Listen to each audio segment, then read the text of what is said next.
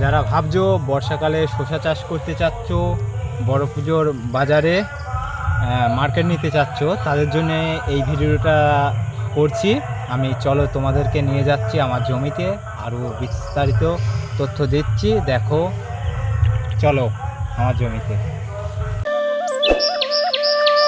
আমার সেই শসার জমিতে তোমাদের নিয়ে চলে আসলাম। দেখো আমার গাছগুলো কত সুন্দর গ্রোথ রয়েছে, চেহারাও ভালো রয়েছে, পাতাগুলো কোয়ালিটি অনেক সুন্দর। আমরা এটা বীজ বসানো হয়েছে শ্রাবণ মাসের 20 তারিখে বসিয়েছি। আজকে গাছের বয়স মাত্র 20 দিন হচ্ছে বয়স। 20 দিন বয়সের গাছ কত সুন্দর, আর আমরা জমি কত সুন্দর পরিষ্কার পরিচ্ছন্ন রাখি।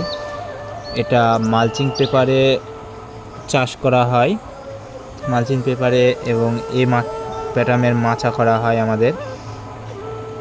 ফল তোলার দিক থেকে, ভেতরে কাজ করার দিক থেকে, সার দেওয়ার দিক থেকে, সব দিক থেকে আমরা অনেক সুবিধা পাই, যে কারণে আমার গাছগুলো দেখো কত সুন্দর।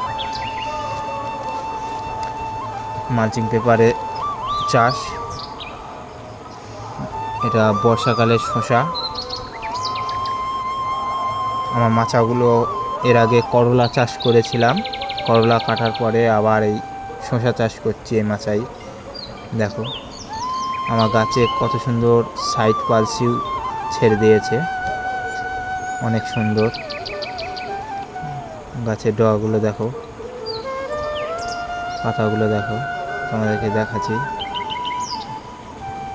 এবং আমাদের জমি সবসময় পরিষ্কার করে রাখি আমরা,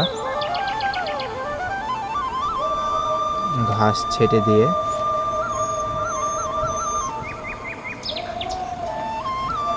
কীভাবে ঘাস ছাটি সেটাও ভিডিওর লাস্টে দেওয়া রয়েছে, তোমরা দেখো। আমার পুরো জমিটা দেখো, নেট দিয়ে ঘেরা রয়েছে, মশারির। এই দেখো আমরা মাচা করি এই প্যাটার্নের, সুন্দর একদম। পুরো জমিটা দেখাচ্ছি তোমাদেরকে, মাচাগুলো দেখাচ্ছি, দেখো।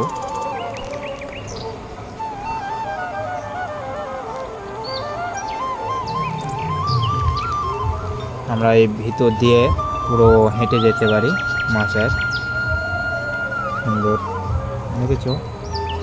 পুরো জমিটাই দেখা যাচ্ছে এদিক থেকে ওদিকে।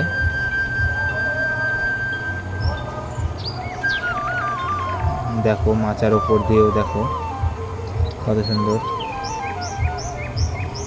যারা ভাবছো যে বড় পুজোর আগে মার্কেটে শসা তুলতে চাও, তারা শ্রাবণ মাসের 20 থেকে 25 তারিখের মধ্যে বীজ বপন করলে ঠিক বড় পুজোর আগে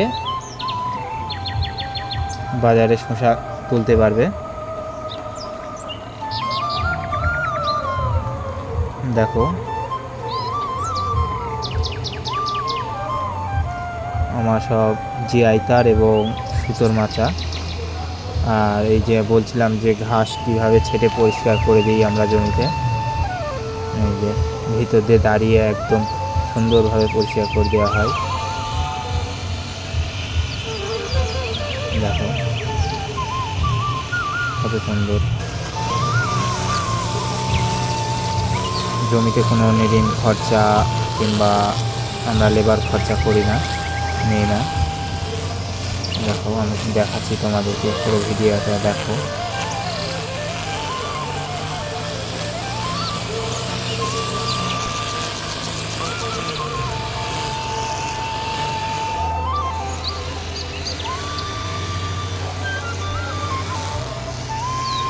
জমিতে পোড়া ওষুধ দেওয়ার চেয়ে ঘাস ছেটে দিলে অনেক উপকার পাওয়া যায়, কারণ পোড়া ওষুধে অনেক মাটির ক্ষতি করে।